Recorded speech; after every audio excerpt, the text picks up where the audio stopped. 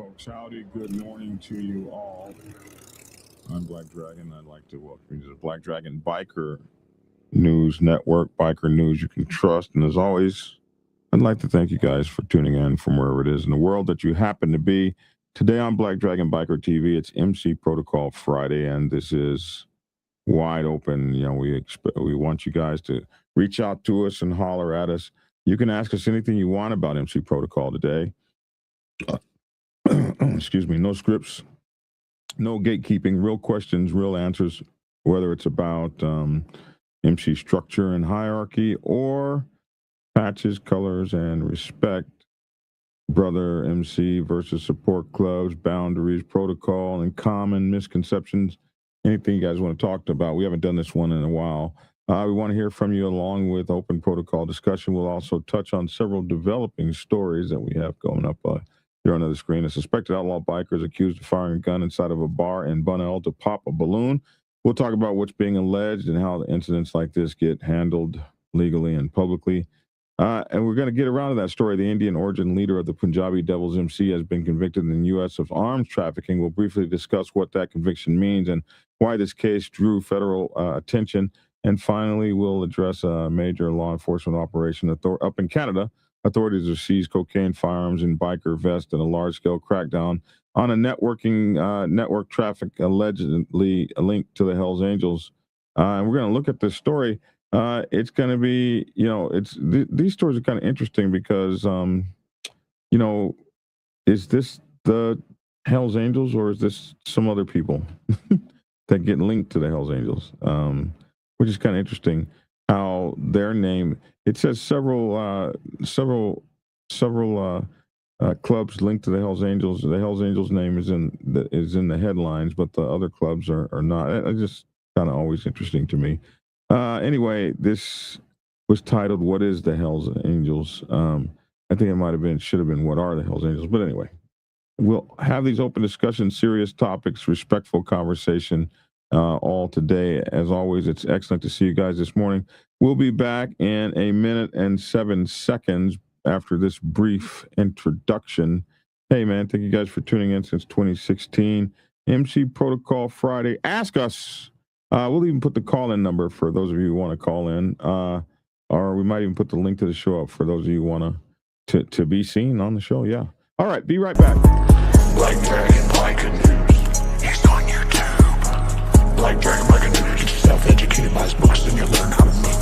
Black Dragon Biker News. He covers it all. So click on the screen, hit subscribe to get updated biker news with MC Protocol. A lot of phonies popped up when this YouTube biker news craze came about, but the man on this channel is the first to do it and the only one that never sold out. His name's Black Dragon. Started in the Navy and hit the sea, revving Uncle Sam. They traded that uniform for leather vest from the mighty Black Sabbath. Not the band, I'm talking about the mighty Black Sabbath MC. Where he paid his dues and he earned his stripes from prospect all the way up to national peace. All the copycat creators and the content stealers and haters, there have been many, but there's only one larger than life. Like Michael with the cowboy hat that knows kung fu and says kick Kenny. Black Dragon Biker News. He's on YouTube. Black Dragon Biker News. Get yourself educated by his books and you learn how to move. Black Dragon Biker News. He covers it all. So click on the screen, hit subscribe and get updated biker news with MC Protocol.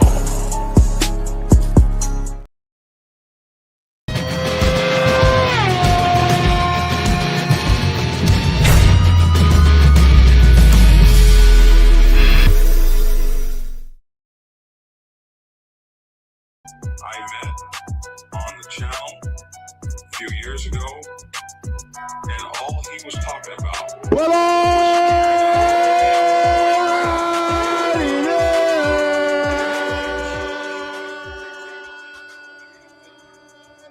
alrighty then. It's your boy Black Dragon. Welcome to Black Dragon Biker News, the Black Dragon Biker News Network. And as always, I'd like to thank you all for tuning in from wherever it is in the world that you happen to be. And please allow me to introduce my co-host, the Honorable, the Venerable, as we are the only MC Protocol and Biker News channel in the entire world to have our very own Dr. Logic in the house. What's going on, everybody? What's going on, Black Dragon? And Lavish will be here in a few minutes. What's up with you, man? Just chilling. Good morning, doctor. Just chilling. That was a title. No, you don't know. Never mind. What? That when I say just chilling, that was the title of one of my demos. My DJ name used to be JB Chill. So. I wanted to show you a video. Oh, show it to us. I wanted to show you a video to give you an idea of the depthness of where is it at? Is it on previous? This is my playlist. No, history. Is it here? Hold on a second. Let me make sure this is the right. I got a bunch of YouTube channels because I got multiple accounts. I wanted to show you what's up, everybody in the chat room. I wanted to show you my uncle. You remember? Do you remember Marley Marl? The symphony. Marley Marl? Yeah. You remember that, right? Okay. Yes. I was wondering if you WBLS, right?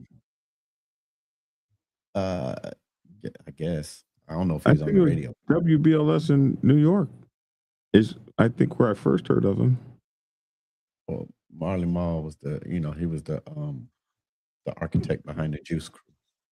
Yeah, he was big stuff back in the day. Yeah. I wanted to show you why I can't find it now. Now watch out. See, that's sad. That's sad. That's sad. That's sad. As soon as I wanted to show you something, I was going to send it to you. And then is this it? And once I was going to send it to you, I said, no, I ain't going to send it to him yet. Maybe I'll show it to him later. And then you can't find it, of course. No, I can't. I just played it yesterday. It should be in my history. Yesterday. Oh, well, keep going. If I find it, I'll find it. Can you please clear up the difference between the laundry pin on the cut and the rag on the rear of the bike? Some people don't want to listen. I don't know the difference between the laundry pin and the rag. Ouch. I didn't know about the rag on the back of the bike. So I've seen a lot in my time, but I didn't see that, and I didn't even write that in my book. What is the rag? Teach us. Man, you missed the protocol. How you not know? I definitely lose a point for that. Nah, you don't get a point because I don't know. I don't know what the rag is on the back. I have no idea. I've never heard of that. And there's some stuff out there that I haven't heard of, obviously. And hey, what's up, Lavish T. Williams? What's up, Commissioner? Good to see you, Your Honor. How are you? What's happening? What's up, man? What's going on? What's going on, Lavish? Nothing, man. I got something that I need to share with Black Dragon in a second, man. I'm gonna let y'all finish this intro. I gotta take a call anyway. Okay. All right. I can already tell by the look on his face.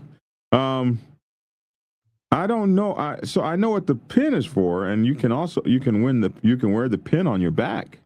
But the difference between the pin and the rag, some people don't want to listen. Well, I want to listen. I want to learn because I didn't know that, but I will absolutely can't wait to learn about it. So let us know, Lord Scout, Street Lords. Damn. Does anybody know? It's an old school way of showing your riding. Just riding and just passing through. It's another way to show you what kind of rag do you tie on the back, and where do you tie it, on your sissy bar or something? Yeah, man, I just never heard of that one. Hardwire says, don't feel bad. Hardwire 1%er says, don't feel bad. No matter how much you never know everything, and you always keep learning. Until you're no longer here, you hope to keep learning. Yeah, I didn't know about that one. So today is MC Protocol Friday, light news day, and then when that happens, we got to have something else to talk about. And so, whatever questions you guys want to ask, definitely welcome to ask. You can call in if you want, and if you want, I'll send you a link, and you can come on and talk. Just be cool because I pulled that switch on your behind in a heartbeat. Keith Adams says it's underneath the bike. I just never heard of this. Like, how big of a rag is it? What color is it? And where on the bike does it go? It goes underneath the bike. That's interesting, man. I don't know. Now I heard. Now Pop Off. I think she had described a rag. I forgot where the location was, but she had described a rag on the bike. I don't know if she had it on her foot peg or anyway. She described it as that she's been to different cross different country lines when she did, because she has one or two on her bike that she's rode her bike across the boundaries of a country. Now I don't know if that's the same, but I remember hearing that when I was watching Pop Off one time. I have no idea. There's only 2 countries you can ride into from around here. No, but she's been all over the world. I'm talking about riders, bro. I'm sorry, you might not know. I'm in a different group, bro. Oh man, yeah. Not talking about yourself. No. Because I haven't ridden where she ridden. I haven't ridden in England and Spain. When you're talking about, because if you're talking about riders, you're definitely talking about me. You just talking about there's only one country anyway. Over here. I mean, I'm talking about people that's been all over the world, man. Lavish until you make one cross country trip. Lavish until you make one cross country trip. We ain't talking about your old 30-year-old stuff, man. One cross country trip. Don't talk to me about nothing. While we have deflecting Black Dragon, I got some possible important news and information, and I need some answers for a couple questions. And this comes from the viewers. Okay. So let's go back. It's real simple to get in contact with me. You know how you said you had sent Black Dragon something, you didn't see it, and which one did you send it to anyhow? Logic. You and Black Dragon are about the same age, right? About okay. He's about 2 years older than me. All right. So I'm going back to the other day. About Black Dragon being a pro fighter in the 70s. Okay. Black Dragon, what year were you a prize fighter? Why? Don't do me like that. Don't do me like that. What? I'm drinking. I just be like, no, hold on. I'm only going off of the comments. Listen. Okay. I got a viewer. Something. No, pause. I got a viewer that sent me a message. Your viewer. So he didn't send me a message. Who is my viewer's name? No, I'm going to tell you in a minute. Who is it? I'm just trying to get some information. I started fighting at 16. How old was I when I was 16? Because from the math, this is the math that, one of the viewers said. Hi, Lavish. I was watching the Black Dragon Biker TV show yesterday. Mm-hmm. I did not know he was a professional fighter in the 70s, as he was born in 63. Mm-hmm. Because he said he is 62 years old. Lavish, you do the math. Black Dragon would have only been 14 years old in 77. Okay, so I started fighting and I was laughing so hard I almost peed my pants when you and Logic confronted him. 79, right? I'm only going off, listen, I'm only going off the message. You got the answer. And this is from Marcia. Who is Marcia? I don't know. She's a viewer. Oh, okay. So what you're saying is would be the 70s, right? So 79. So you're saying when Black Dragon said that he was a professional, what we call a professional fighter in the 70s, that means you was a professional fighter in your teens. I started fighting when I was about 16. Yeah. But you was a professional. I started fighting for money when I was about 16. Yes. Okay. Hey. I'm only going off what was. I had nothing to I say. was only going off what was sent to me, man. But you know, I think it's interesting. You know, I was a choir boy before that. Do you want to see pictures of that too? No, I'm just look. I don't have nothing to say. Do you want to see pictures of when I was a choir boy? Like, Look, I want to show you this had video. an extensive show you this life. video? I've done a few things out there. I Do just I have text you. to I just bring text you the pictures email. for everything I've ever done? You Can I could show have you this texted video? me that. Can I show you this video? You could have texted me that before the you. Can I show you this video? Can I show you this video? Yeah. Show the video. You haven't put the video. Yeah, I'm just waiting for you. I'm just waiting. Let me turn. You keep saying, "Can I show you the video?" You haven't put the video. Okay. We was talking about. Oh shoot, that's the wrong screen. We was talking about. You got to share the video. You haven't shared the video yet.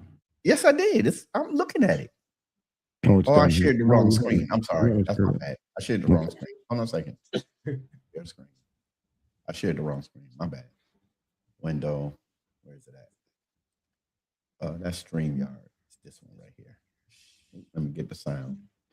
Share. Okay. So let me preempt this video. I was telling Black Dragon about, the different things that people in my family do and how we do in music and everything. And I was telling you about the guy that was doing my uncle that's doing my music for my YouTube channel. I'm gonna have all custom music. Well, he's still in Brooklyn, and we got a studio and everything. And I asked you about Marley Marl's The Symphony. Well, he got permission from Marley Marl, and they had redid The Symphony. That's my uncle sitting in the car. And you get question. Can you hear it? Yeah, don't play that music. Hold on, stop. It'll get demonetized. I just play. This is my uncle, and I'm gonna just fast forward. This is him in the car. He had went and got about another 5 MCs. It's 2021. He got another 5 MCs, and they redid The Symphony. Is that their music? Well, they got Marley Marl's music playing in the background. He just redid it. You see what I'm saying? He just right. redid Well, if it was their music, we can play it. But if it's Marley Marl's music, we can't play it. Yeah. This part, I don't think. Yeah.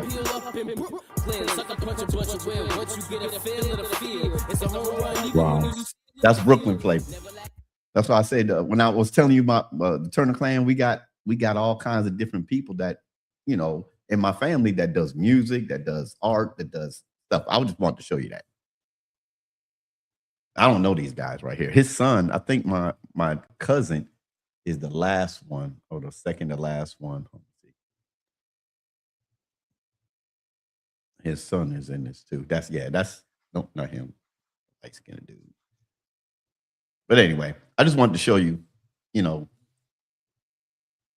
this is the person. This is the person that's cool. Doing. That's his son. That's his son right there.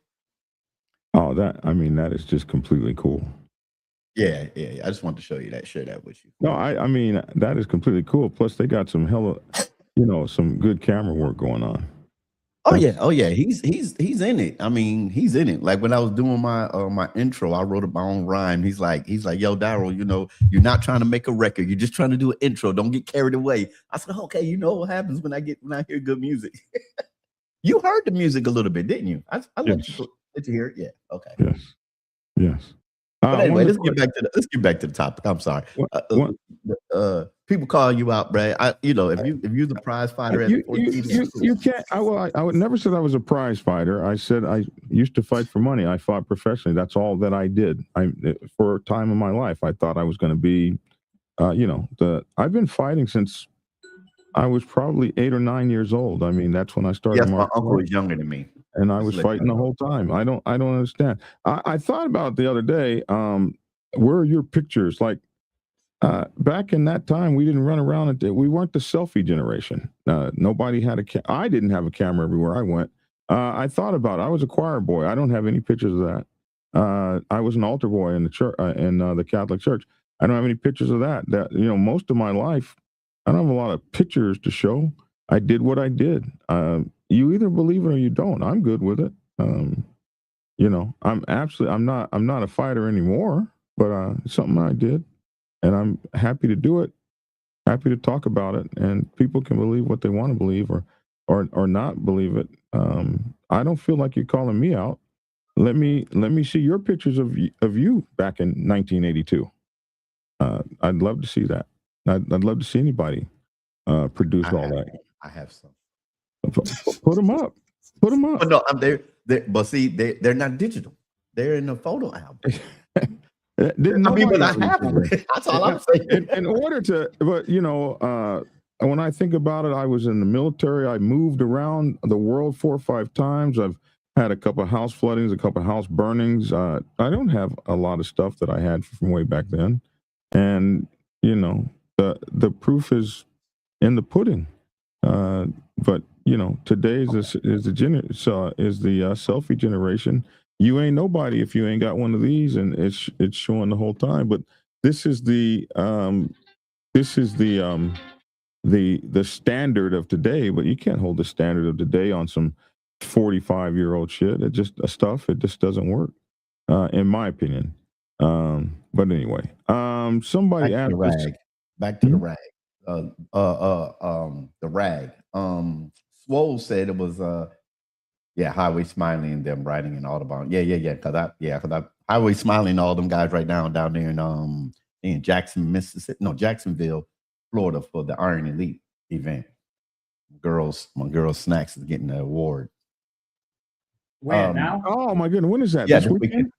Yeah, this weekend. They arrived last night. Portia from Black Girls Ride is also getting an award. And when? Do you have something to put up? Some kind of trophy or something?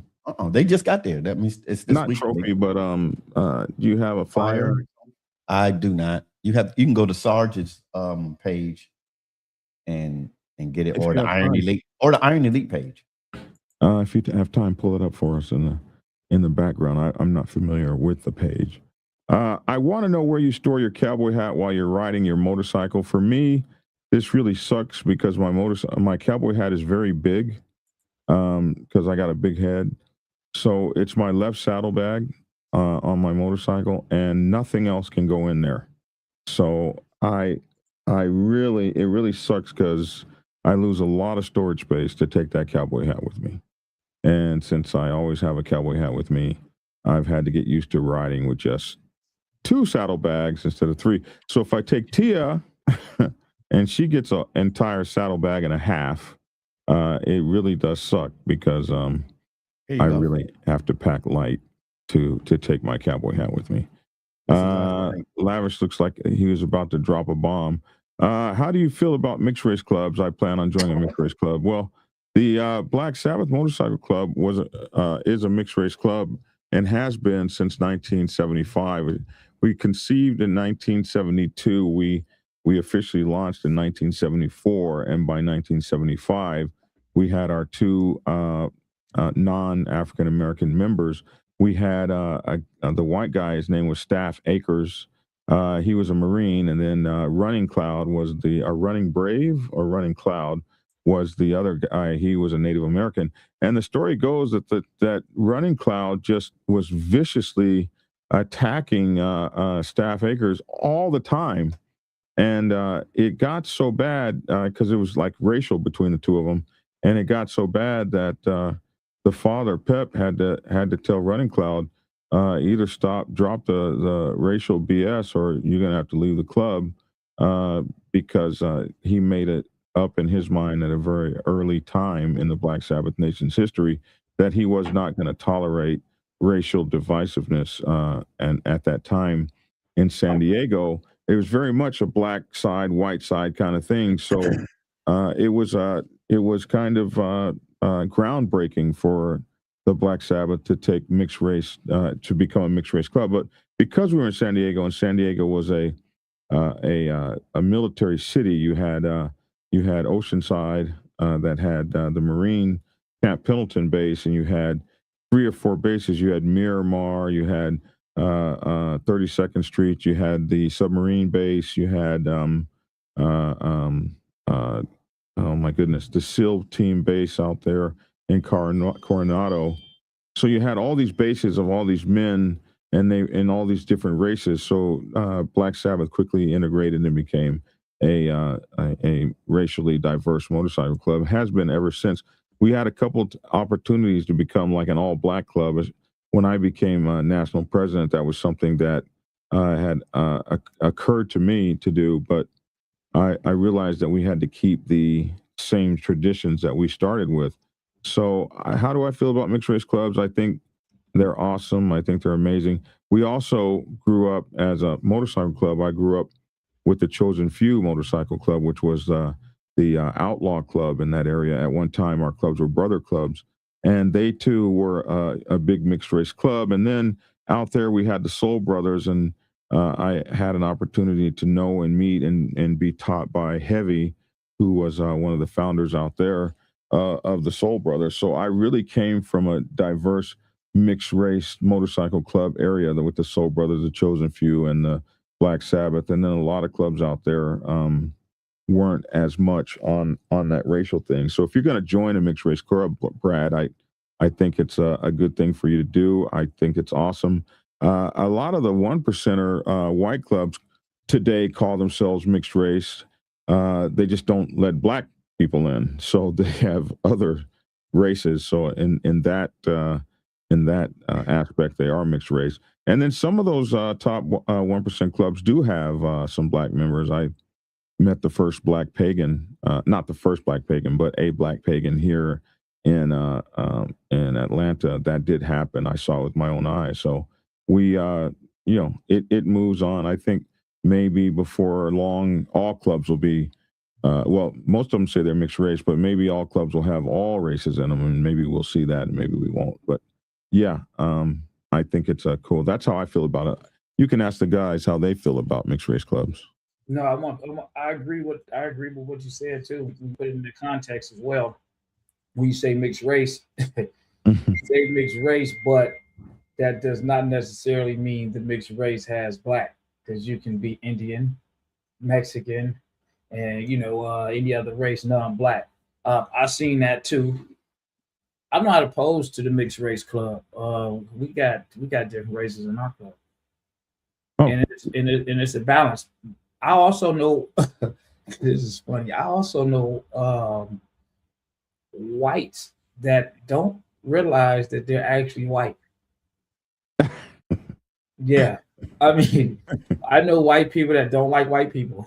They'd have been around black people all their lives, and they don't even date white people. They don't date white people. Their mannerism is urban black. I mean, they day-to-day is of a black person, and I've seen it, the other way around too, with black people that don't realize that they're black and they live their life like they're white. I see it. In some clubs, I just think it's just a certain balance. It's a decent balance. My new name is Ramborough. Ouch. Man, you want to look at that? I think it's just whatever works for them, man. Because I mean, if you're not really racist, I don't even think that that's a factor. Right. You're just a person. You're just a good person, a likable person amongst whoever you're around. Right. I agree. What about you, Pastor? How do you feel about mixed race clubs? I have no. It doesn't matter to me. Because I don't like to, just let y'all know, I don't like to use mixed race. I don't like to use that word mixed race, because I believe there's only one race, and that's the human race. I use cultures. I use my word. But like when people ask me what type of church I have, I say we have cultural harmony in our church. That means anybody from any culture can come into our church and so your church is multicultural. Yes, we have cultural harmony. Cultural harmony. Everybody gets along. Do they? Yeah. Do they all get along? At Solomon's porch. Okay. What if they don't? I'll put that picture up for you. Okay, hold on. Let me see. Yeah. Oh, yeah. Okay. Can you make it bigger? I can't make it bigger. I can't. No, it won't let me make it bigger. Okay, so the 2026 Titan Award winners. Oh, my gosh. Highway Smiley and Snacks. Oh, is that the only two? No, there's no. Listen, there's only two. One male, one female wins the Titan Award every year. Well, what award is Porsche getting? I don't know, but she's not getting a Titan Award. Okay. She might get a different award, but the Titan Awards goes to one What female, is one male. the Titan Award? What is it? The Titan Award, and different people will ask. Well, Sarge used to be with the Soul Brothers. I say used to be because I'll say he with the Soul Brothers. I don't know if he's with them or not anymore. But Sarge picked up the Iron Elite thing from, remember, Harley Davidson, and they did that in way back in the day. Yeah, Okay. I remember that. He picked that up and he started this thing. He started the I-10 end to end. People do it. Hundreds of people done did that. But he started doing the Titan Award, and Titan Award is just for people that you nominate that has done great things in the motorcycle community. They have contributed back to the motorcycle community. It's not just about you riding. It's about the whole culture of you riding.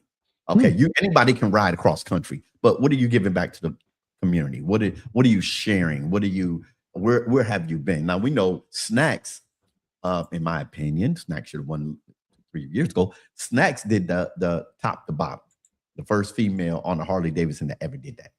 What is the top to bottom for those who don't know? When you ride from the top of the world, well, top of Alaska, and go all the way down to South America. So all the way to the gap. Man. In one ride? No, not to the gap. No, to the bottom, top to bottom. You talking about to the how gap? do you get through the gap? You can't ride. Okay, which gap are you talking about first? When you South America, okay, so if you're riding from Alaska to South America, you're gonna go through Mexico and down to South America, and you can only ride till you get down to that gap down there. Which gap are you talking about? I don't know the name of the gap that people have to walk through. Well, she went down to the bottom to Puda, whatever the bottom country is, down there in South America, way down to the bottom. And there, she came halfway back and then flew back. I don't know that you can ride to the bottom. Bro, it's a ride, man. It's an actual ride. I know, but I think it stops at the gap. Okay, you gotta show me the gap. I've seen where there's a bridge. If there was a boat that she had to get over some water, she did that. Often done via the Pan American Highway. Pan American Highway. That's it. Yeah. Okay. So she did that. That's not why she won. I'm just saying these are the type of people who did. Okay. Yeah. Mm-hmm. And you know, Highway Smiley been all over the world. That's what did Highway Smiley win it? Yeah, bro. I just had it on the screen.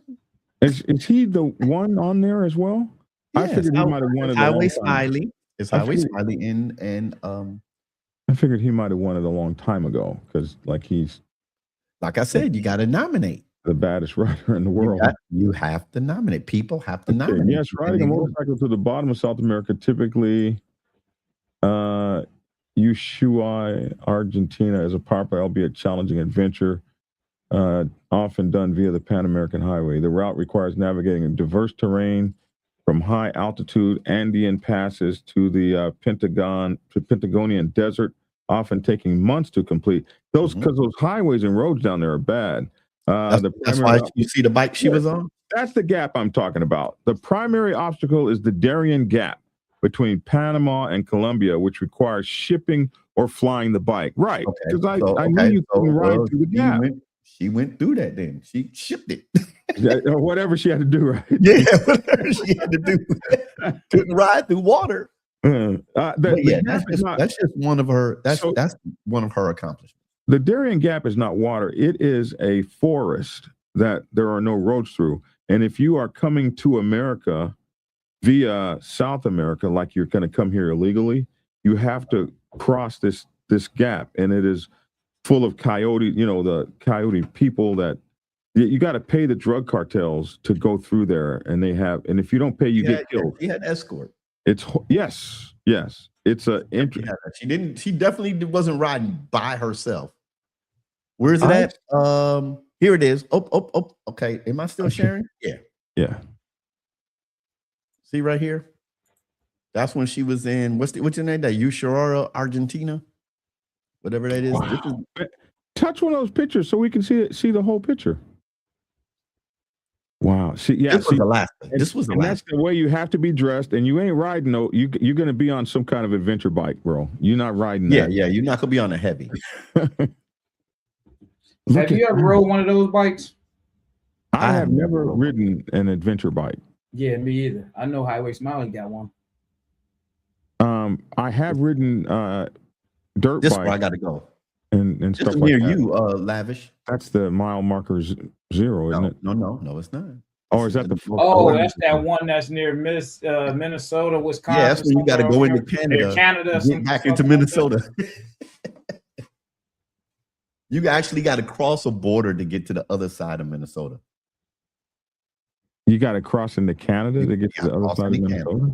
Yep. To get to this mile marker, the most northern part of the United States. I think we talked about that on here before. I don't remember. Yeah, I think we talked about that. Okay, so you got to have a few things. Look at all that stuff on the back. So you got to have all that stuff on the back. You got to have the bike that makes it. You got to have money. You got to have time off of work to take the several months it takes to make this journey. I saw a video of a guy. How long does it take to make that to do that ride? She did it in. I can't remember. Oh my gosh! I used to because I had her. I interviewed her and let me see if she got it here. 14 countries. First leg was July 2022. Second leg was. Oh no, that was there. Hold on a second. Third leg was February, from January to February. So I would say from Dallas, Texas, right here,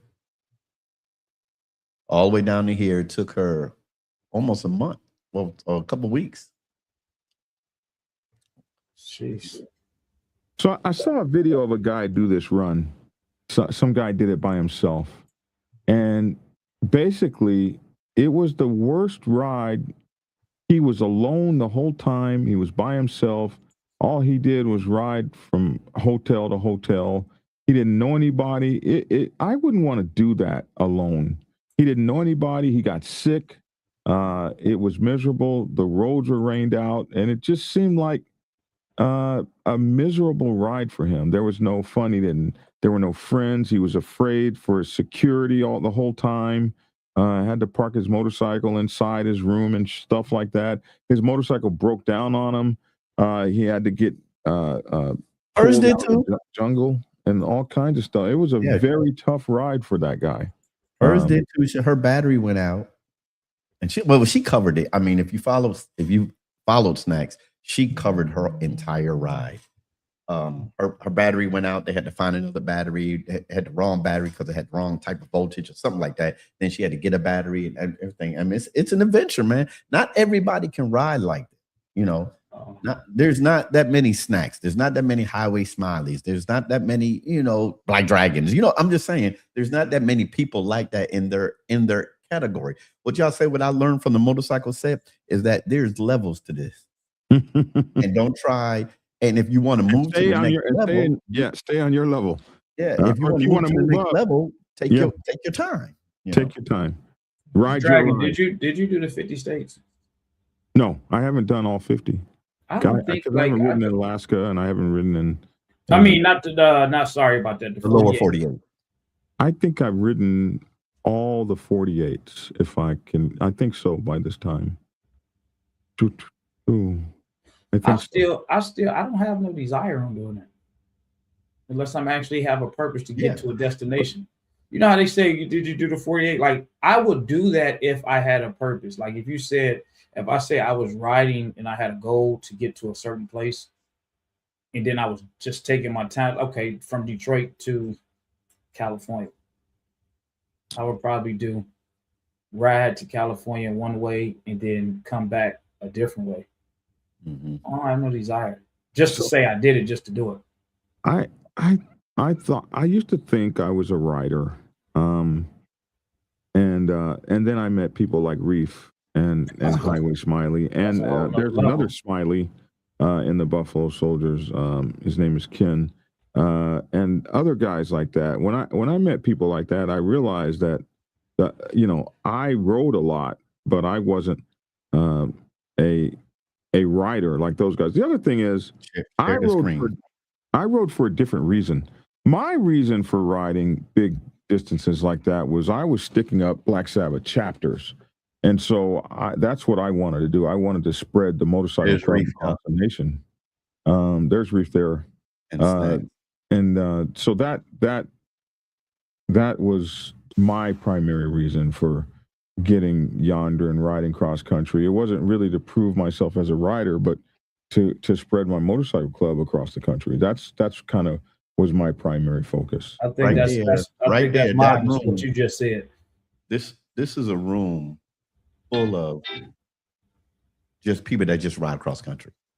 That's all they do. Thorough right here. They just ride cross country. This guy, the Bells, this guy right here, him and his wife, that's all they do, man. They just ride. I mean, there's nowhere and of course you saw Piper in there. She was the one that was escorting. She popping up somewhere.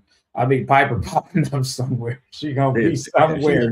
She over there. Yeah, I mean, this is that's why they call it. There she is. There's Piper right there, and that's Sarge right there in the back. He's the one that started this whole thing right here. Well, not start. Well, yeah, I'll say started. You know, So Iron Elite was originally a Harley Davidson thing. Harley Davidson thing. How was he able to get it without? Because Harley stopped. Hmm. Harley just stopped, and the story that I heard, I know Harley stopped doing it, and then he went to Harley and said, "Hey, do you mind if I pick up the mantle and didn't do this?" And then he turned it into something a little bit different, you know. Mm-hmm. Yeah, because it was a Harley thing. I won't go with Black Dragon. Hey, point I'm riding fighting. for a Point purpose. fighting does count if you get paid for it. Get the hell out of here. Point fighting counts. Can I answer this question from Insane Throttle? What's that? Okay, Insane Throttle back on at 11:19. He asked a question. I saw it, but then we kept talking. He asked a question, but what are my thoughts on many stories of the Bible originating from Sumerians, or the fact that the Book of Enoch was excluded from the Bible? Well, back when they was doing all that, and this is my theology. This is my theological concept. Where did Hollywood ask that? Insane Throttle, Biker News, 11:19. I just said it. 11:19. Thank you. Mm-hmm. And what are my thoughts on it? My thoughts is, if you want to read about the Book of Enoch, go get it. And my argument to the Ecclesiastes now is, I asked the question, Lavish. I asked this question a long time ago when I was learning, before I became a pastor. I said, who monitors or who says what goes in the quote unquote King James version of the Bible? I said, nobody. Because when the Council of Nicaea came together and they put the Bible together, the Catholic Church kept modifying. That's why there's more books of the Bible in the Catholic Bible than there is in your regular average everyday Bible. My Bible only got 66 books. Catholic Bible is up to 73. Okay. And a lot of these apocryphal books got adopted after they sat down and prayed and everything and see, was this a vision from God, or was it really just a man? Was it the Holy Spirit that guided man's hand, or was it just man? And the people counted on these very spiritual people to put things together. If they didn't make it in the Bible that everybody go buy at the store, that doesn't mean it's not spiritually inspired. That just means whoever that council just didn't want to bring it in. I'm a part of an organization. I almost got kicked out, Lavish, because I quoted from the Gospel of St. Thomas, and that's not in the Bible. Oh, that's blasphemy. I said, prove it. You almost got kicked out of what? This organization I'm a part of. And they said, that's blasphemy. I said, prove it. It's not in the Bible. I said, okay, so prove it's blasphemy though. Prove what I said was wrong.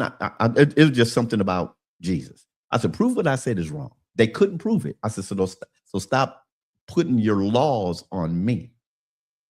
Long as I'm not saying that he's not who he say he is, and I still can say I'm a Christian, just because that book is not in this King James version, ESV version, doesn't mean it's blasphemy.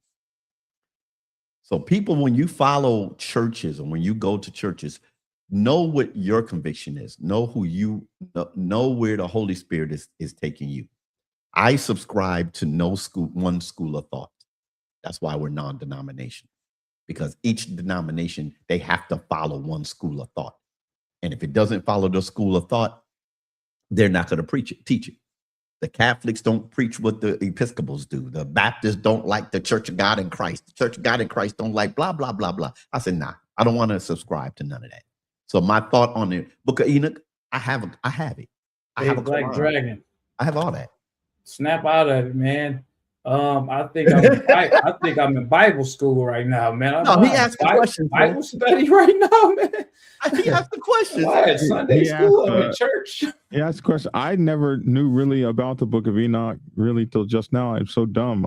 I'm gonna go get it tomorrow and find out what the hell it even is. Let's get back to biker stuff. Okay.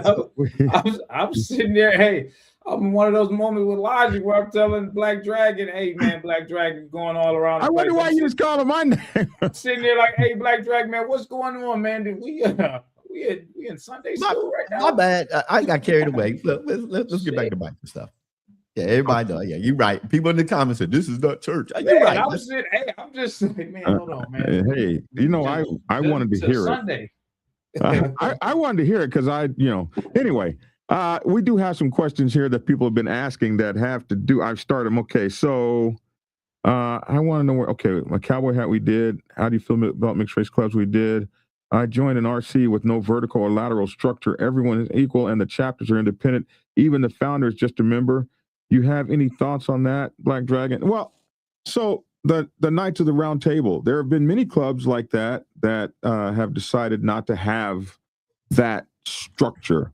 There was a club called No Rules, No Dues. I'm sure that there were some rules and some dues. I'm sure there had to be some kind of rules, and you can't have an organization with no money.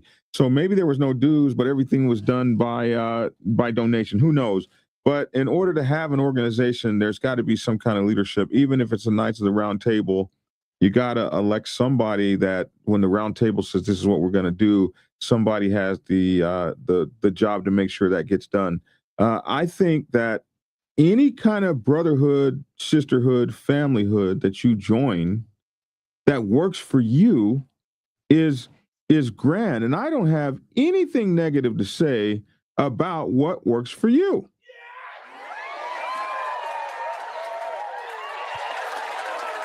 So I think it's important that we each reach out and get the kind of club that we need that sustains us. So that my feeling is if you like it, I love it. Yeah.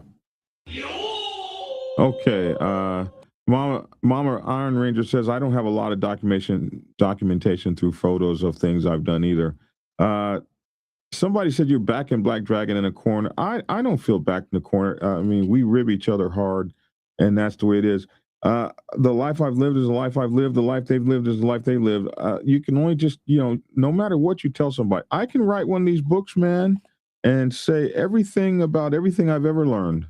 And it's up to the person that's reading it, whether they want to take the information or throw it in a shit can. So it's just that way. Let's see. I'm trying to get down to some more questions. How do you feel about brothers always having women or their girl in the clubhouse? Lavish? Wow. Why me, man? God, I already know how you're going to answer that one. So I don't talk to him. Yeah, I don't talk to him. But you know what? To be honest with you, your clubhouse is your own personal, sanctuary for you to fellowship with your members.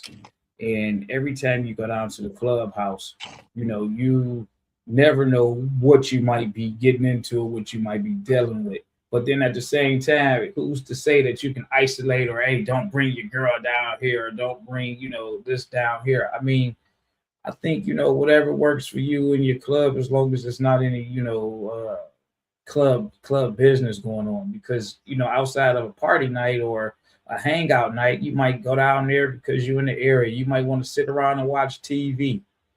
You might want to sit around and do some homework down there and on the bar because somebody might not be there all the time. But then I guess at the same time, you might have those guys that want to be around their club members and, they just don't feel comfortable having this female around, especially if they got some things that they want to talk about freely. some people don't want to talk about certain things freely in front of a non-member, especially a female. Preacher? I don't know. Oops, sorry. I don't know. I don't have an answer for that. And then I think it also depends on how your club is, because everybody has a different type of club. And just like Hollywood said yesterday, he's on the white side, I'm on the black side. He say, the black side is weird. So I think the black side is weird to him. Correct. That's that's what I'm saying. And then if you go to a black person, it will say that the white side is weird. So I guess it really just depends on the structure of your organization and your club and how the club rules are. I know clubs that no one has the key to get in the clubhouse, and the clubhouse is only open, to certain people during a certain time. So to me, that's absolutely crazy. Yeah. Because in our life, in our organization, everyone that was a good brother and a good patch in good standing had a key to the clubhouse. Now the liquor cabinet might be locked. Yeah, that might be locked. And then you got some people, to go with the question, when they say he's always bring his girl around, sometimes that motorcycle club is the safe haven for him to spend time with that girl, with that lady. I mean, you just really never really know the situation, man. I'm not opposed to it. Unless we got things going on, club related that we really got to talk about, because again, that clubhouse is supposed to be your home away from home. So here's how I feel about it. I've watched this. So having multiple chapters across the country, watching chapters that were mostly full of young adult males, they are just absolutely opposed to you bringing your so they'll get maybe a middle-aged married dude, and so now he wants to come into the club and make certain changes, like, okay, we can't have strippers over here all the time. My wife's whoa, bro, this is us. What the hell are you trying to do? But I remember my Macon chapter, it started out really with a bunch of wild and crazy guys. But some of them were married, and then others started getting married. And I watched as their wives started hanging around. I watched that whole structure change, and we had it was a purple room, and we called it I forget, the boom room or something like that, the purple room or whatever. It had stripper poles in it. It had plush carpeting. The whole thing was carpeting, and all the furniture was plush, and it had the poles in it. It had blue lights, and the strippers would come in. It was just incredible. And then one day I came down there, and it was an exercise room. And I was like, what the hell happened here? Well, the wives were here. I don't mind the wives coming and hanging out. It will change the complexion of your club if it happens in great numbers. But what I do mind is that when your wife is going to make decisions that runs the club, and your wife isn't a voted in member. And I've seen that many times. I've seen where the women in the club had a little clique. They were the Black Sabbath goddesses or whatever, or the auxiliary or whatever. And then the guys bring in some fine goddesses or some properties they want to bring in or whatever. And so this clique of women, this pretty girl comes in, all of a sudden she's not good enough or anything like that, and all of a sudden she's catching hell and has to leave the club and this, that, and the other because she was too pretty. I've seen women who will see a girl come in that's too pretty, and the jealousy, they'll destroy her. So as long as your woman is not a distraction and she's not making any decisions, you can, it's your woman, take her wherever you want. But the minute you're a president and now we're doing, we got to stop here because our ride's got to be over here because, that's what your wife wants to do, and none of the rest of us even wanted to go there, then that's when guys who can't control their woman or whatever, it gets to be a drag on me, as I was always never married. Now I'm getting ready to be married, so maybe I become that guy. But I haven't had that. My club is what it's been. It's going to be. Now, what you will get people that'll say, "Hey, man, if you want to keep your wife, keep her at home." Why you bringing her down here if you want to keep your wife? You know, they're not gonna stop. You know, listen. If you got members of my club that's gonna have strippers down there, and you bring your wife,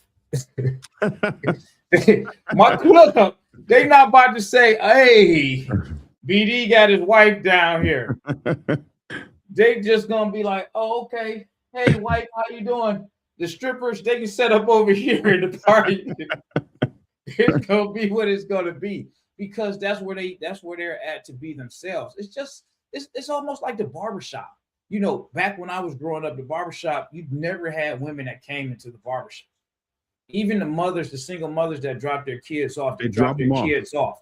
Right. Now, and then you had, you know, I used to be exposed to so much stuff in the barbershop, listening to the old guys in there. But now when you go into the barbershop, you got to be sitting there.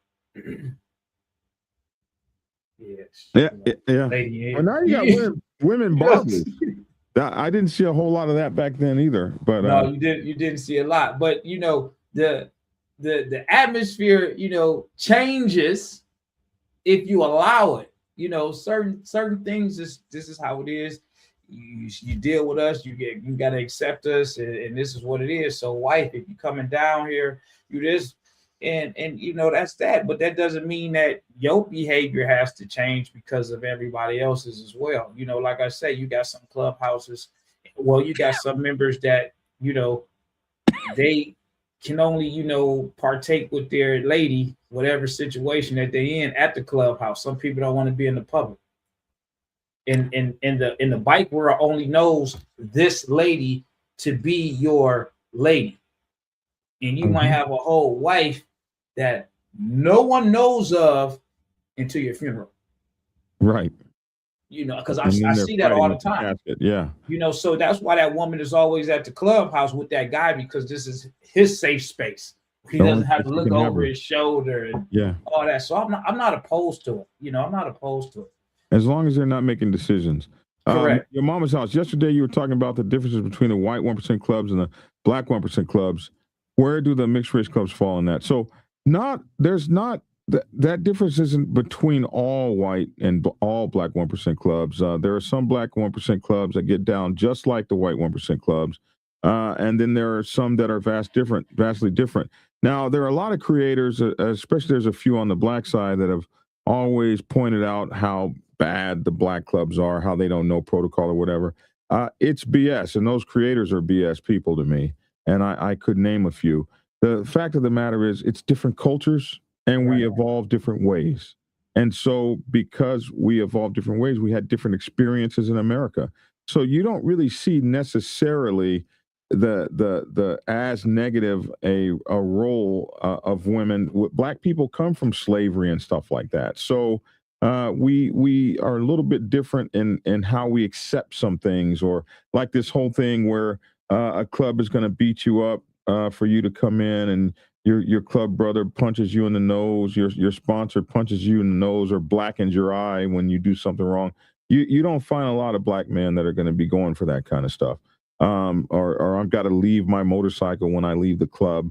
That that's not really one of our things. And when you think about Hollywood, not only does Hollywood come from the white side, he comes from the white outlaw, big outlaw 1% side, and they just do things a hell of a lot different, or they used to. And that was just the way it was. A lot of things that the white outlaws could get away with, black outlaws would never be able to get away with, just the way this country operates. If you had some white guys in the Hells Angels, say, surround a town and take it over, if 50 black men surrounded a town and took it over, you know that would have been, especially back in the day, that they'd have called out the Army, Air Force, Navy, and Marines.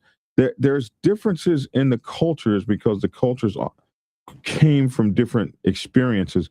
But no way is righter or wronger or better or stronger. Every outlaw I've ever known has been, whether they were white or black, has been capable of being an outlaw, or they wouldn't be so. The mixed race 1% clubs tend to fall in the same kind of categories. I find that 1%ers are 1%ers and they do things a lot different. I've been fortunate in my motorcycle club career, making it to national president and putting clubs all over the country, I've had to sit down with every one of these clubs in every place across the United States. So my experience has allowed me to understand many aspects of all of the various sets. And I find that we're vastly more alike than we are different. And the 1%ers are way more alike than they are different. And then as I started getting around the world with this and becoming worldwide with my podcast and having motorcycle clubs call me from all around the world, I realized that it's really pretty much the same kind of thing. They run on tribalistic rules, and there's really just slight differences, not really a whole lot of major differences. I would say that they all pretty much operate the same based on their category, with some minor differences in between. Like, maybe women will have a little bit more sway in African American 1% clubs than perhaps in white 1% clubs, but not a whole lot more. It's still, I can still remember when Black 1% motorcycle clubs would not talk to women at all. Women would not be allowed in meetings and stuff like that. If you were a woman in a 99% club, you had to have a man go speak for you. So it ain't all that different, believe me. So, any one of you two guys want to say something about that? No. Google Canadian Angels bust in Ontario, Quebec. Yeah, we have that up here. We were supposed to get to that. I don't know if we're going to get into any news today. I'm in a mixed race club, and it's awesome. We fall under the black set, and most of the time you fall under the black set when you are in a mixed race club. So that's if you're in a mixed race club that has black people in it. But if you're in a mixed race club that doesn't have black people in it, then you would fall under the white set. It's funny, the white set says they have mixed race clubs too. They just might not have any black people, but they certainly are mixed race. Who would be considered the big four? You know what? By you saying that, I saw a video yesterday, and this flies into when we was talking about which clubs don't allow certain cultures in there. And I think the Hells Angels that came up at one time, so they wouldn't let no other culture in there. And then I saw a video the other day with them Hells Angels in Thailand. I said, well, how many white folks are in Thailand? And then they showed them. I said, oh no, all those are locals. They have many Asian brothers in the Hells Angels Nation, right, and other races. And there has been an occasional black person or two in various countries. I don't know if there have been any in the United States. I've heard of it. I haven't seen it. But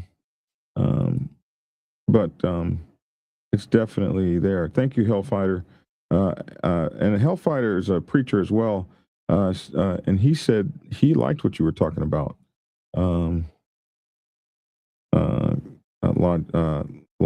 Logic. Oh, I apologize. I said I got on a rant. I apologize. I know this is a biker show. Somebody said a couple of guys rode through the Darien Gap. It took them 2 weeks to go 70 miles. Holy shit. Correct me if I'm wrong. If you leave from Alaska, don't you drive through Canada? I don't know. You drive through, you got to go into Canada and then through the Northern Territory. Look how far back I am. You have to take a ferry around the gap. Okay, so now we know how that goes. The cartel runs the gap. I knew that. You get killed going through that gap without paying the cartel to do so. You can absolutely ride from Alaska to Chile on a bike, no gap. Can you? Okay. That's out my area of expertise, all that damn right. Butthole, Bay Post, Rio Grande to Ushahaya. I don't know how to do that. Ushua. Yeah. The Bible was written by Flavian Dynasty. The temple got burned down in 69 AD. Along with all the manuscripts, the real Bible was moved to Ethiopia. And that's where study comes in. You need to know some study. Black Dragon holds first place in everything. Thank you for recognizing that. It's the rainforest and the animals will kill you. Say that. Go back. Wait a minute. What? Say that. Go back to that. Somebody said that kind of quick. Black Dragon holds first place in everything. Like what? I don't know, but I agree with it. I always wondered what it would be like to ride in Chile. They have this desert shoreline thing going on. It probably would be cool to ride down there. Chatted with the European 81 riding a Pan American. He loved it. Wine drinking dude. Yeah, Europe is not so much on we got to have a Harley. I see 1%ers on all kinds of bikes over there. Is British Columbia Canada 81 country? In British Columbia. Go back. What is that question? Is British Columbia Canada 81 country? Yes, I've heard it was. it is. Okay.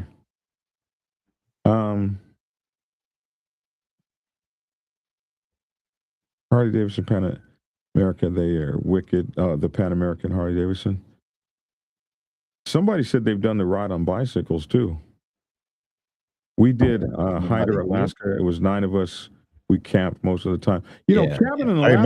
I remember when they went to Hyder. I got to get to Hyder. Well, a lot of people thought I went there already. I said, no, I said I was gonna go. I haven't made it yet. Camping in Alaska can be tricky because they have bears up there, and you can't take your gun because you got to go through Canada. I think you do have to go through Canada. Yes, you do. So you can't take your gun, right? And you just can't go over the border with a gun. So you're just now in Alaska, camped out with bears and shit running around. No, Hyder's a good spot. That's a good spot. Most people, when they say they're going to Alaska, most people they get to Hyder. They don't go all the way up, to the top. They don't go all the way to the bottom of Alaska. Few people have though. Somebody lived in Costa Rica, Bobby Schaefer. Better to buy a cheap bike and then give it away and fly there and fly home. Interesting. Motorcycle Diaries about Che Guevara. I would like to ride across country, but I don't have enough money. It takes money. VG, what is the farthest you rode on a sports bike before you went to cruisers? Probably 1,000 miles, maybe. You did 1,000 miles on a rocket back then? Yeah, I was a kid. I don't consider 1,000 miles a far ride today. 1,000 miles. But back then it was on a crotch rocket. Yeah. Well, I was in my 20s or something. Man, I did 220 and it killed me. That's the furthest I did on a crotch rocket.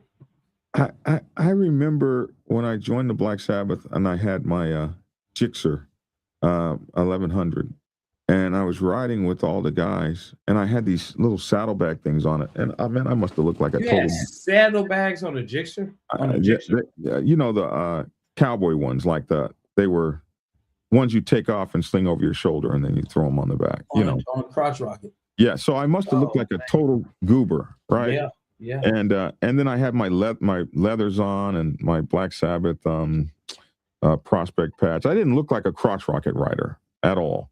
And I can remember riding with those guys. I was bent over. I was probably, mid 20s or something. I was bent over and I was trying to stretch my legs out. And I looked over at Papa Vern, who was on his Fat Boy, leaned back like that with his feet up on his highway bars. And he looked over at me and he smiled and gave me that wink he would give and started chuckling at me as I was all cramped up. And that was the day I decided no more of this crotch rocket shit. I remember that.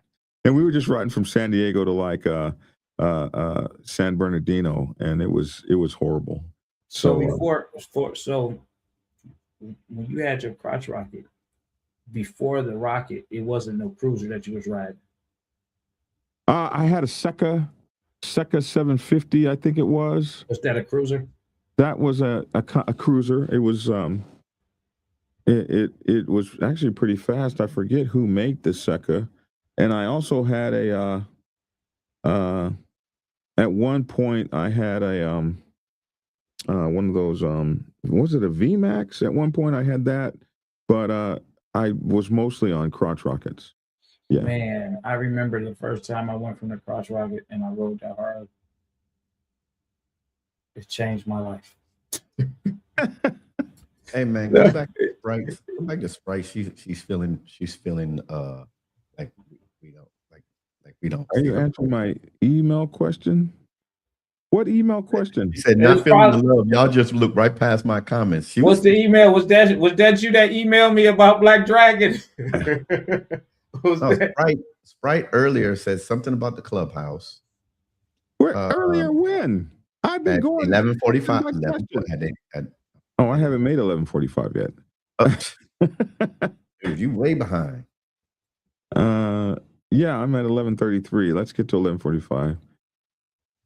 The Holy Bible, the Holy Babble. Oh my goodness. No rules, no dues. That's a pimp MC. No rules, riders RC. They are clear rules about conduct and representation of the whole club. I know there had to be some kind of rules.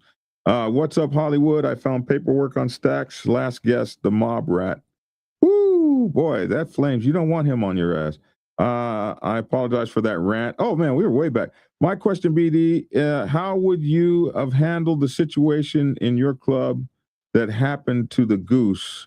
Would you advocate for that member to be thrown out? I'll tell you, it did happen in my club, Hollywood, and I got so pissed off because it was the national president who did it, and he beat the shit out of his wife, and I wanted to take action against it. I tried to take action against it, and members of his cabinet, his bros that that were very tight with him, I saw them do that shit. Hollywood, I said it yesterday.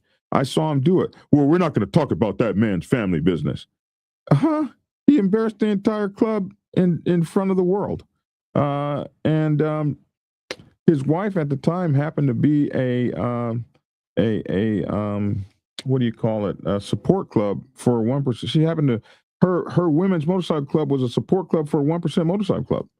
So you beat up your wife, but you also beat up a support club member of a 1% motorcycle club. So that could be a whole nother issue. And you're a national president. And then pissed off at his woman, then he went to go beat up the president of the 1% motorcycle club and went and attacked the man. So it was a hellacious day for us that day. and yeah, I tried to get rid of the guy, but I have seen the clubs.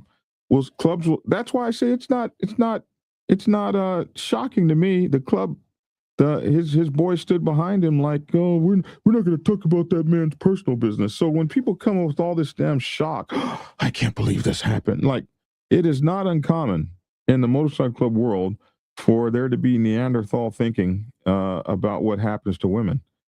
It's not something that the father of the Black Sabbath Nation has ever condoned. He's always been pro women to be treated fair, and that's how he's always wanted his nation to be run.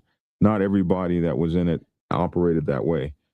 Somebody never heard of any of that before. You just dropped knowledge. I wonder how many other people have never heard of the book of. Yeah, you did drop knowledge there, and I have never heard of it. And I've heard of it. There was a movie called The Book of Enoch. Wasn't Denzel Washington in it or something? But I had no idea of what the hell it meant. I've never heard of it. I never heard of that was Eli. The Book of Eli. You could have got a point on that got to one. get back to Sprite's comments. She said, Yeah, get back to Sprite's comments. That's what we started at. I'm trying to get to it. If you're looking for privacy, why introduce your old lady to the club? I agree with that. Insane Biker News early next week. Oh, okay. I'm not going to touch that. 11:37. I love the fact that my wife only goes to our family day. She said, okay, so some people don't have their wife and everything.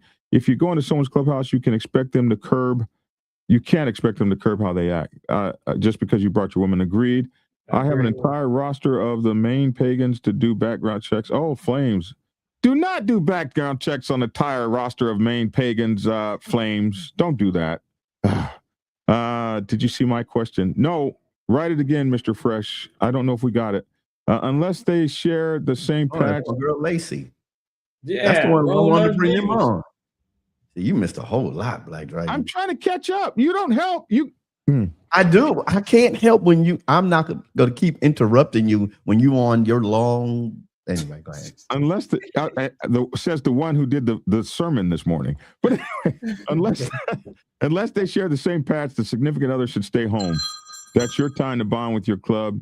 shaking my head. Everyone has a place, and your SO should not be at the club. Significant other should not be at the club house posted up every weekend, especially not every weekend. StreamYard, a good platform, expensive as hell now. Check in the OBS and Restream. I have OBS and I have Restream. I actually have both, and Restream is $50 a month, so it's no different. It's Certain 50 parts of the what's club house the year subscription should be like not that much to get the year subscription. it's still $50 a month. You know what? I need to go check it back out. I'm gonna delete it now. $600 a year. I'm actually gonna delete it now because StreamYard. When I first got StreamYard, it wasn't a stable platform. It's become much more stable. I don't need two platforms anymore. Certain parts of the clubhouse should be off limits to non-members, and POs are not members. Answer my question, Black Dragon. No beating around the bush. I think I've answered it now. My question to BD, how would your... Yeah, I answered it. I answered it late, but I answered it. All I need to be able to do is share my screen. I don't need all that fancy stuff. I am going to change my language to PG-13. So MFers don't take me down again. Yes, you have to change your language. We're going to stop cussing on here, too. Okay, so that's those guys talking. We're going to stop saying shit. Yeah, we have to, because I mean, you do that. It's funny, but it actually tears up my channel. They really are really hitting me hard because of the cussing. The only time my old lady went to the clubhouse is if it was Christmas party or something like that. There are books mentioned in the Bible that are not included in the Bible. Are there? Are there books mentioned in the Bible that are not included in the Bible? Remember that normalizing cheating comment yesterday? That's what they were talking about. What's Pride talking about? I don't know. I mean, she got to elaborate more on that. This is the 1145 comment. No, she got another. Got more. She said, remember that normalizing cheating comment from yesterday? Yeah. That's why they were talking about. That's what they were talking about. I don't That's know. Who was talking about? I don't know. We're so far behind, we forgot what we were talking about at that time she posted.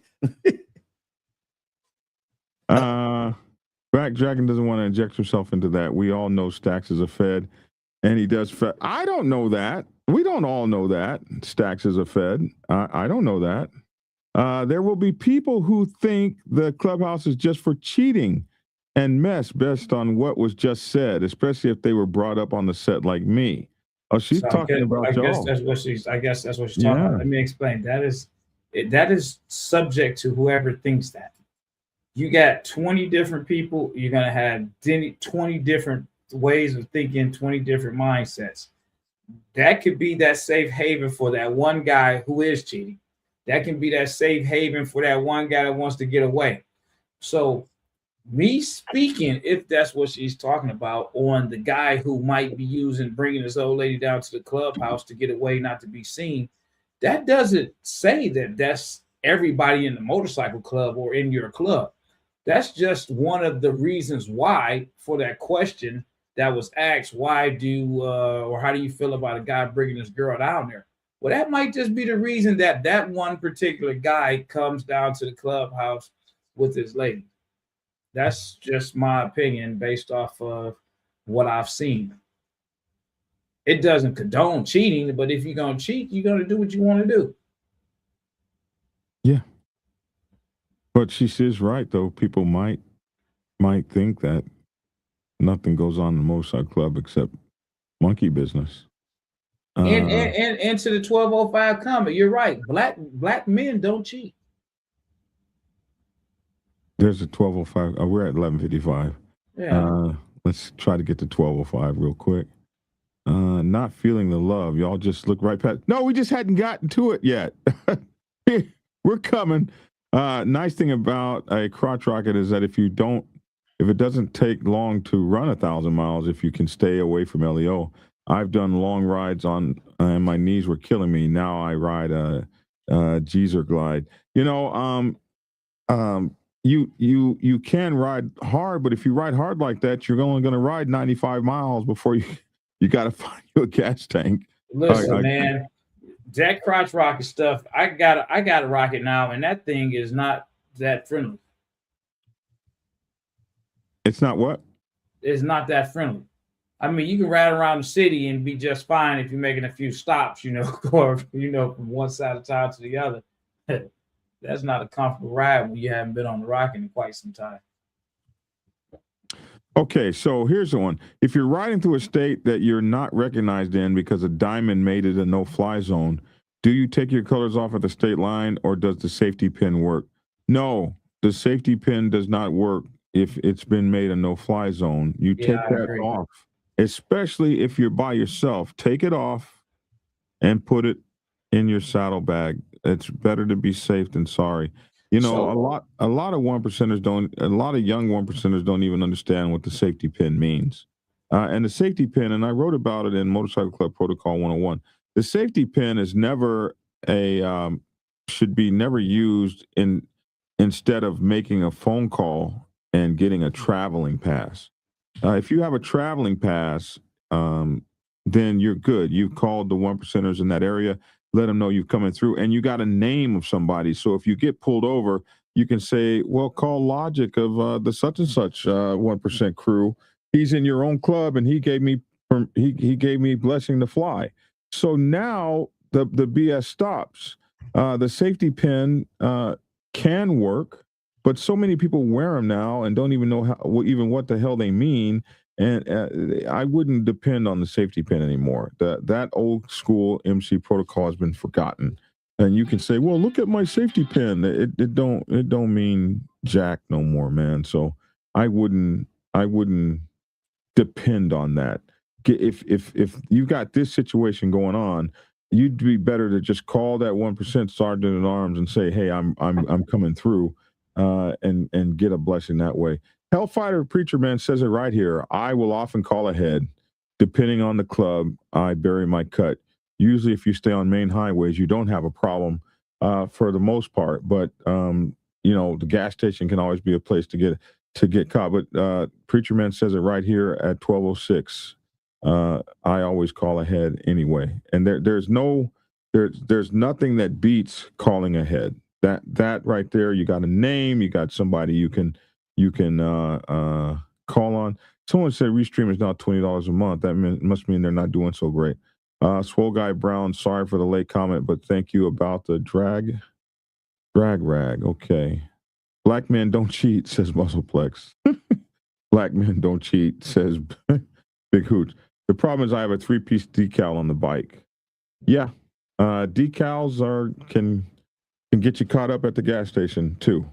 Why cause a Busa and a ZX14 are touring bikes? They actually have side bikes. The ZX was always supposed to be a sport touring bike. The first ZX ZX11 and ZX12.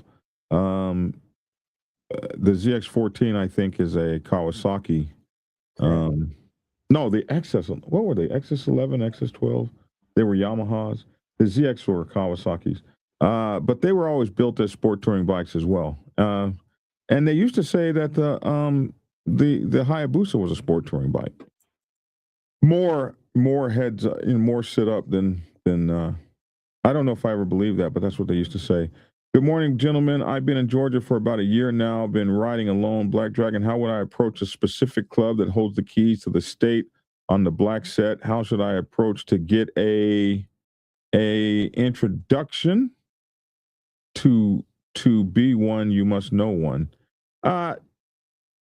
So if you want to try to approach that club to get to know someone there, there's more to this question. What's understood don't have to be explained. I'm aware of what comes with it, and I'm built for whatever it may come. I'm not ducking the smoke, but not coming. Listen, if you want to meet up with those guys or wherever the case may be, go to an open house. They have open houses all the time over there. Go to an open house, introduce yourself to the sergeant at arms, and tell them what business you want to talk on. That's the best way. They just go through the front door, open house. They have like PO night and they have bingo night. They got all kind of stuff going on down there. And no, go ahead. I'll wait till you get done. and just go make an introduction. It's not really all that hard. Go ahead. You know, with your experience being on both sides of the track, who do you think are more welcoming, the black set or the white set? Well, I have found, so I'm in a little bit different category because when I was doing all this, I was either a national president or a Black Dragon and Black Dragon Biker TV. So I get welcome into a lot of places where many people wouldn't. But when I was doing all of this, the differences I found were not in who was more welcoming, but some of the nuances. Like in black clubs, we hug a lot, and you'll hug all the women in the club. In white clubs, you don't put your hands on their women. So, so there's interesting things that I would see that were small differences in culture. I've never really when I first got started, like black folks wouldn't go in white folks' clubhouses and vice versa and stuff like that. I really don't see it that much anymore. When we started first going into the white clubhouses to get blessings, when we were going areas where there would be no black clubs to bless you, well, we saw crazy shit like black baby dolls hanging in clubhouses with hangsmen's nooses and stuff. You don't see that anymore. I think all the clubs are kind of becoming culturally. Back up. You see what? I just said it. You might see a baby doll or something like that, a black baby doll hanging by a noose in the club. You might see some crazy shit and like you that. Still get let them bless you in. Well, it's not a let them bless you in. If you don't want to have a shooting war, you're going to go sit down and talk, and that's just the way it is. What? No, what would you do? Not let them bless you in, and then take your 5 guys and go to war with a huge old club? Is that what you're going to do? You guys kill me when you talk about something. It just cracks me up. I just asked a question. Well, I just asked a question. Ain't nobody talking about going to war. Nothing like that. I just asked a question. And you still let them bless you in. That's all I asked. If you say yes, okay, that's the answer. Okay. When you say let, did you let someone bless your club in? We didn't get blessed in. Okay. We're a ministry. Yeah. So you did sit down and have meetings, and you made sure you knew everything that was going on, and you made sure that you knew what people were going. Did they have women walking around half naked when you were in some of those meetings? There's no properties walking around with their ass out. No, but a bunch of men. Okay, so you never been in the 1% clubhouse with properties walking around with their ass out, but you're still. It just wasn't 1%ers. I mean, it wasn't just 1%ers that had clubhouses like that. You're still. Listen, Black Dragon, I got some stories, man. I can't even share online, man. There's things that I didn't see.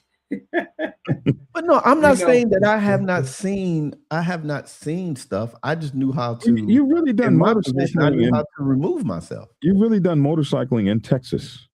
You've done motorcycling in one state. In terms of motorcycle. Whoa! Who you talking to? Me? You. I'm talking to you. Mean I did? Okay, elaborate.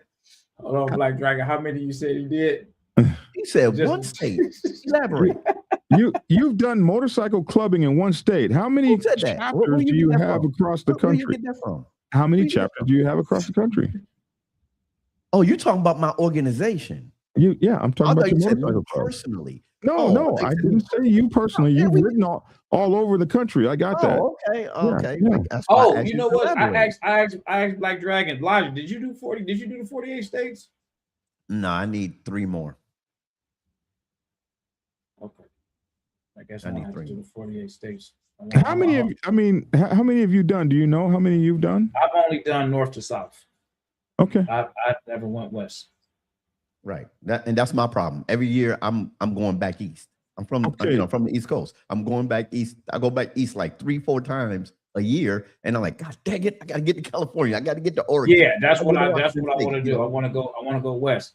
But it's like the couple events. It's like, all right, you got the Soul Brothers date.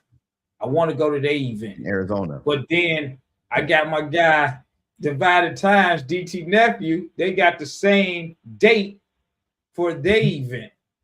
And he said, go to whichever one makes you feel good. But then I looked again, and then you But got it's not the like that every year. Pioneer. It's Huh? not like that every year. It's just going to be that way this year. Yeah. So, But then I got the Pioneers out of Jersey. They got the same date.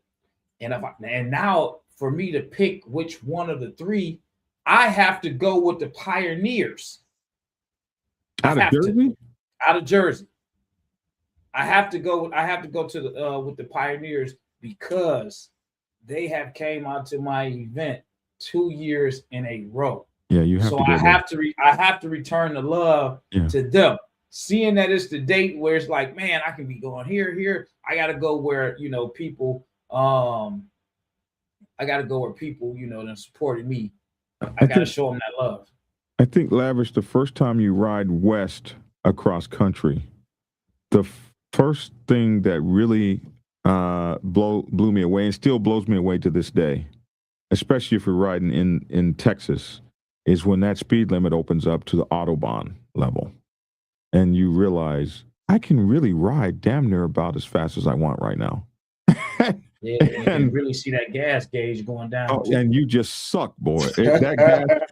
You just running from gas station to gas station, but running 110 in the pack across Texas and just going from gas station to gas, just sucking it. There is no feeling like that. It's so hot out there. You're just begging for the next cloud flurry, the next rain squall. You're just trying to ride from rain squall to rain squall, so you can have that rain dump on you. And when you get to the rain squall, the rain has already dropped, and you're just hitting wet road, and that squall is gone. And you want to cry, like, bro, you could have waited, 30 more seconds to drop that rain. You didn't have to do all that. Okay. I had that happen to me 1 year in Atlanta. I rode from Detroit to Atlanta. I'm about less than 15 minutes away from the hotel. I get on 85. It starts storming out of nowhere. 6 minutes later, it's sunny than a mug. I'm drenched. Soaking wet. You want that out there in the West. No, I don't. Oh, you said I want that on the West. Yeah, because you're trying to, it's so damn hot running across that desert. You're begging for a rain squall. But normally a lot of times they would rain right before you get there. Now you're just riding through wet water, but it's still hot because you didn't get the rain. And you're just begging for two things, rain and a cloud. I want a cloud bank because the cloud bank seems to drop the temperature by 10 degrees. I want a cloud bank and I want some rain. You're begging for it. Okay, Trolls mount up. So when you're riding across different states and territories, you call ahead if you're in a black club. Do you call black 1% and white % dominant clubs, or do the clubs work together? So when I first started this, there were not black dominants across the United States like they are now. So today, if you're in a black club, you can call black dominants only to move across the country. And you could always call white dominants because they were more populous across the country. And so it can be actually a mixture of both, but if you're going to go across the South, you could actually call black dominants and you'd have your blessing. Another thing that has kind of changed a little bit is white dominants normally don't mess with black clubs unless they go through a black dominant. So you'll have a white club call a black dominant. They do work together. They do talk to each other, and they will call each other. I was gonna ask that too. I'm glad you asked that. You said that. I was gonna ask that. Huh? Oh yeah. I said I was gonna ask that. I'm glad you said that. I was gonna ask that. I'm not sure I understand this. By you guys not letting the black baby doll hanging bother you to the point that war happened, you very well might have changed the dynamics and views and opinions of them people if they were racist. Black folks have had to go through a lot in this country. We've always just kept moving. We kept stepping. We don't let stuff hold you down. Keep on moving. That's, some things you can do something about. Some things you can't. We went from not being able to go into clubhouses at all and them not coming to ours. Things have changed. I'm glad to see things have changed. But believe me, there were people that went through some shit so that people can do today what they want to do. More welcoming depends on the MCs you are comparing, not based on the whole set, in my opinion. You're absolutely right. Absolutely right. Is it true that military veterans clubs can go interstate without challenges from other clubs? We cover stories where you have some people that'll bother some of these military guys. So what I want to tell you is we see military clubs be looked at more favorably because most motorcycle clubs, the 1%er clubs, are respectful to veterans. Like for instance, we had a military club here. The white dominant gave them a state rocker because they were a former military club. They gave them the honor of a state rocker, and so we see that kind of thing. That being said, that even though they do have a great deal of respect for military clubs, I have seen veteran clubs get hassled too, especially when they start acting more like outlaw clubs and they have to get checked. So it can be both ways. My recommendation is that even if you're in a vet club, go ahead and get the call ahead and do the shit the MC protocol way and remove all doubt.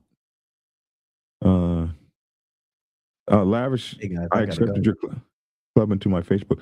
Man, I did not expect we would have this many questions, boy. We're just rolling. So anyway, damn, too bad you guys are not in Canada. We're gonna raffle off a panhead. That'd be nice. Okay. Where the hell would you get the phone numbers to the Here you go. top 1% clubs? I see y'all later. Hold on 1 second. I'm gonna let you go right now. I have to go, man. You got Here, nothing to do. here's your music. Here's your music. Here's your music, preacher. Dang. Oh. Hey, y'all, it's the weekend. Great seeing y'all this week. Fun, I don't know what to say. Ride hard, ride safe, but always ride on faith and keep it logical. Peace. All right. I'll just answer this last question. Where would you get the numbers? Go to your COC. That's the best way to find who you need to talk to and stuff like that. Go through your COC. A lot of you guys won't have those numbers, and the COC will be able to get you in touch with whatever you need to do. Also, go through your blessing club. If you get blessed by a 1% club or a COC, go through them. A lot of times they'll make the calls for you. Now, I done heard this, Black Dragon. Elaborate on this. It's nothing, I'm dissing somebody or anything like that. I done had, 1%ers. We done had a conversation, and they done said that, they done rolled through different territories, and, they stopped. This one particular situation, I'm not going to go into great detail about it, but it was one of those situations where they were riding, they stopped. They stopped pretty much to get some, some rest, chilling, relaxing, and was in town. And they said they seen somebody from the other, from the other, the white side. And a few minutes later, it was more of them that came. And in their mind, they said, man, we don't know what's going on, but we ready for whatever. But however, they said it was just a conversation. They just, they were alarmed that they were in town, and they just wanted to know what they were doing there. And the guy said, hey man, we here just passing through, man, stopping to get something. That's not punking out. That's just keeping things moving and steady. I guess they're checking their territory, and you just letting them know, hey man, we ain't trying to step on your territory. We just pushing through. Is that, how would you view that? That's like, it's absolutely normal. One time we rolled 150 brothers through Texas. Yeah. Our Texas president got a call like, what in the hell is going on? Why are there so many Black Sabbath in Texas? Y'all got a problem? Do you need some help? What's going on? And the brother was like, oh no, those are our brothers. We're just running down to San Antonio. We're on our way to our president's run.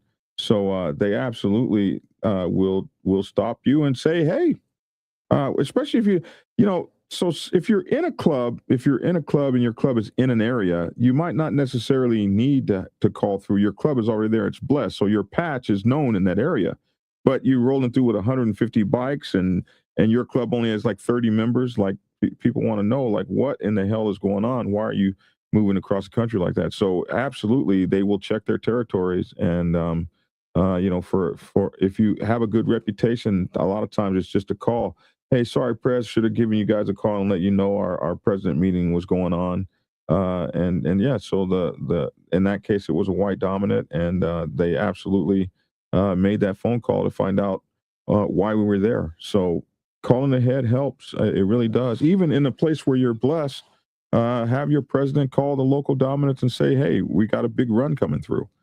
Listen, there was a major club here in Atlanta got pulled over off the side of the road, and they hadn't made any blessing calls. And when the guy was calling down here to check on him, he couldn't get anybody. He had to call me. And so, you don't want your ride held up before. He called me to ask me, was that club good in this area and back home?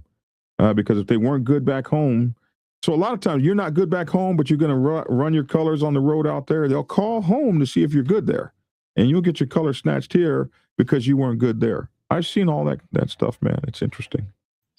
Best thing to do, follow protocol as closely as you can, or be tough enough not to have to. All right.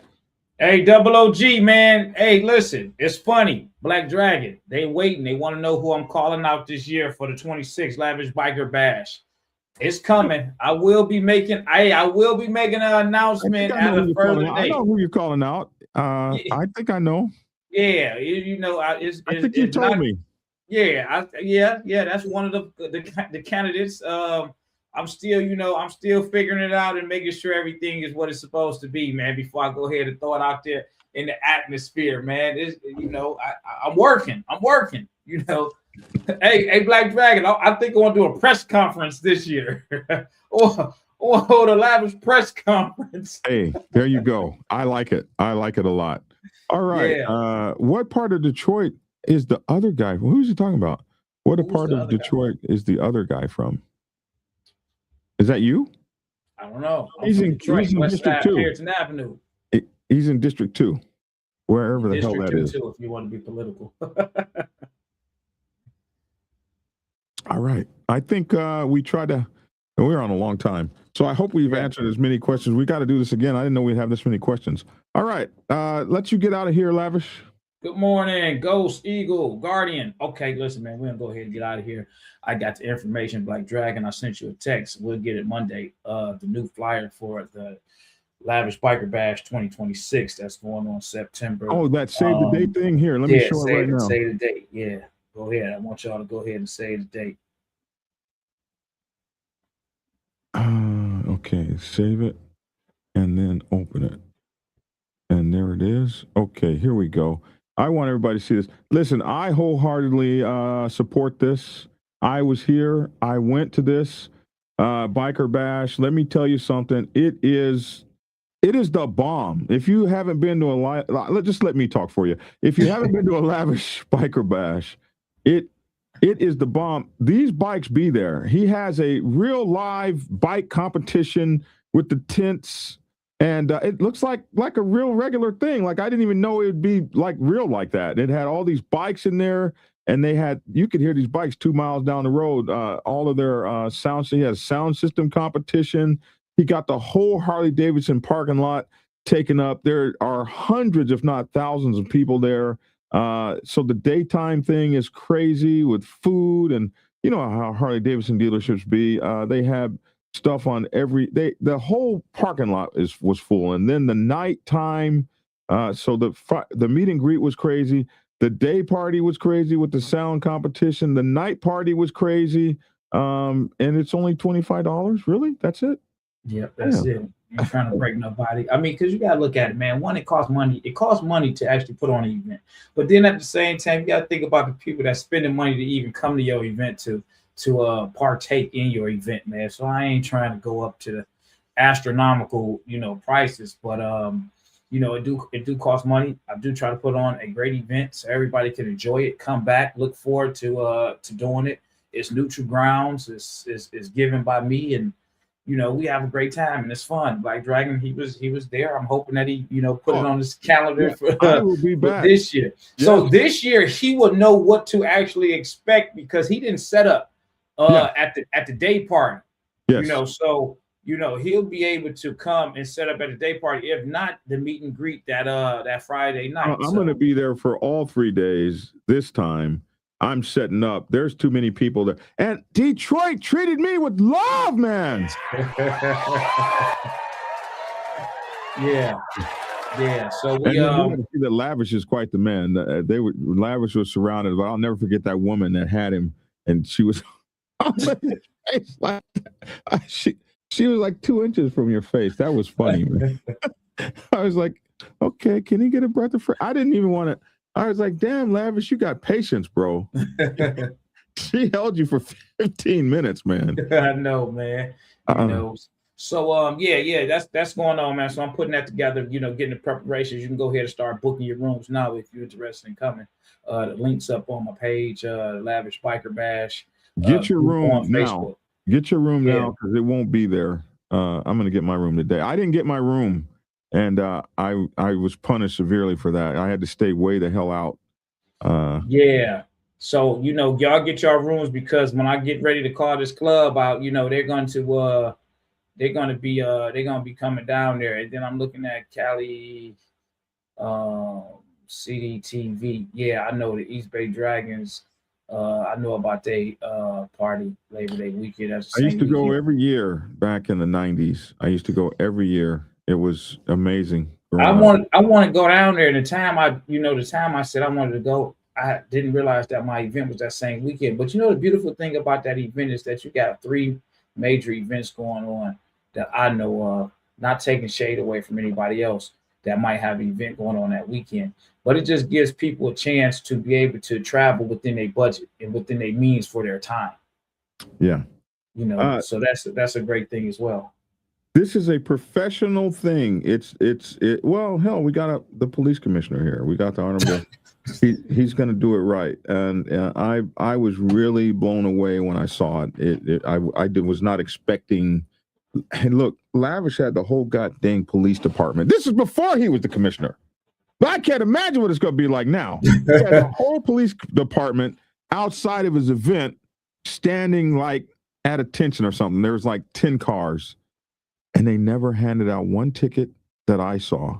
They never handed out one ticket. They didn't stop anybody. People were stunting and carrying on and smoking tires. And those guys just let the party go. Their presence was there.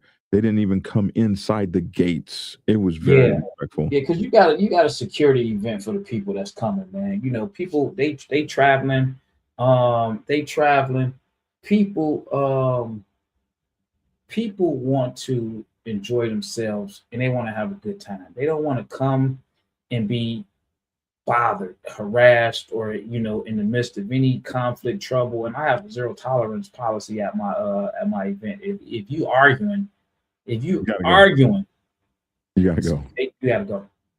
Because it can translate and build up to something else, man. Listen, you gotta go, man, because I'm not trying to have you killed apart. Hey, Goose said a brother can't get a wristband. Come on, Goose. Come on, man. Come on, Goose. Come on down here. I know I got a wristband. I got treated beautifully. I appreciate you, man. And Tia had a good time as well. All right, Lavish, I guess we really got to get the hell out of here. All right. Talk to you Monday, young man. Take care. All right, y'all be safe out there. Enjoy y'all weekend. Bye-bye. Hey, it's your boy Black Dragon. Thanks for tuning in. Look, my books are here, man. The Art of War, Robert's Rules for Motorcycle Clubs. These are my new books that I wrote. They feel so cool, man. I never knew I would have, all these books written. Now the Art of War, you get to, or rather the Robert's Rules for Motorcycle Clubs, you get to choose between 2 covers, so we have 2 covers for you to choose from. You can have whichever cover you want, but it's the same book, Robert's Rules for Motorcycle Clubs. And then we also have the Art of War for Motorcycle Clubs. And my boy, Komodo Gato, which I haven't seen him in a while. I got to send him a message and find out what's going on with him. He designed this cover for me. One day I was talking and I couldn't figure out a cover. I was trying to make one, and he made the cover in like 3 minutes. Like I was talking, he made the cover and sent it to me. So I want to thank you for this cover and tell you guys my new cover. I need a new cover for my new book that's coming out in about a week or so. And it's called the Motorcycle Club Chaplain's Handbook. So I need a decent cover for my Chaplain's Handbook, the Motorcycle Club Chaplain's Handbook. And that's going to be my next book. The Art of War. What is the Art of War about? Someone says the Art of War for motorcycle clubs is a strategic survival manual for motorcycle club presidents, officers, full patch members, prospects. Let me see, where the hell? Full patch members, prospects, and anyone who rides wearing a patch. It adapts Sun Tzu's ancient 13-chapter masterpiece directly to the modern, traditional, and outlaw motorcycle club world. Raw, no BS, from the set to the set. The book is built around one brutal reality. Motorcycle clubs are under coordinated attack worldwide. Governments are using anti-association laws, civil asset forfeiture, bans on colors, tattoos, and outright expulsions to regulate and legislate MCs out of existence. Australia and New Zealand already ban wearing colors in public. Europe has kicked entire MC nations off their shores. The U.S. is ramping up RICO and task forces. The enemy is coming for the patch, the brotherhood, the traditions, the morals, the values, the whole way of life. But the book's core message is this: our fate is not in their hands, it's in ours. We hand them the ammo every time we fight needless wars, ego beefs, bar brawls that turn into shootouts, or turf disputes that become decade-long blood feuds. Every senseless killing, every public shootout, every headline gives politicians and media the excuse to tighten the noose. This book teaches the art of winning a war without fighting it. The supreme excellence Sun Tzu preached. There's a time to fight and a time to win without dropping a single drop of blood. This book shows you how to do both. The war is on. Lead like your club's life depends on it, because it does. That's the Art of War for motorcycle clubs, man. Based on Sun Tzu's 13-chapter masterpiece. So make sure to get it. All right. You can get it at blackdragonsgear.com, which is where I prefer you get them. Of course, you can get it on Amazon and Kindle, but blackdragonsgear.com. If you order from blackdragonsgear.com, you can get your autographed copy. But if you order them from me at blackdragonsgear.com, I make the most money on them there. But get them wherever you get them. All right.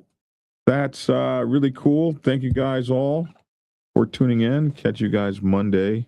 And we will be back live on